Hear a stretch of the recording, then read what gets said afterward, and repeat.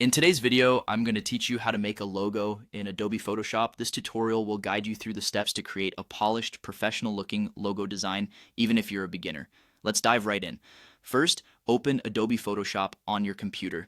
It's a powerful tool that allows you to create and edit images with great precision. Once you've opened Photoshop, the first thing you'll want to do is create a new canvas. Head over to the menu bar at the top and click on File, then select New. In the dialog box that appears, set the dimensions to 3 inches by 3 inches. Ensure the resolution is set to 300 pixels per inch. This setting will give you a high-quality image suitable for printing or digital use.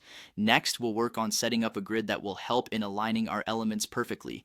Activate the rulers by going to the View menu and selecting Rulers.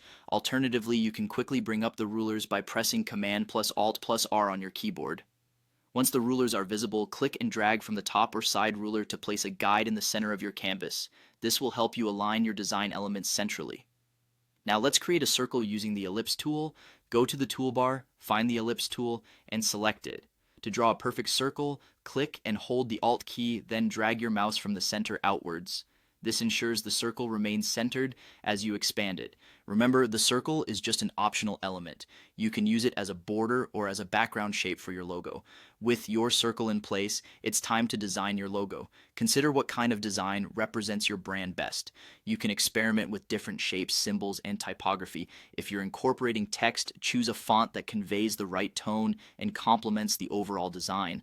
Photoshop offers a range of font options, but you can also download and install new fonts to better suit your logo's aesthetic. Ensure that all elements are well aligned and balanced to create a cohesive look. You can adjust their sizes, colors, and positions by selecting the elements and using the Move tool for adjustments. Take advantage of Photoshop's Layers panel to keep your design organized, allowing you to easily tweak each component individually without affecting the entire design. And there you have it. With these simple steps, you can create a customized logo that represents your brand's identity. Remember, creating a logo is just the beginning of your branding journey, so take your time experimenting and refining your design.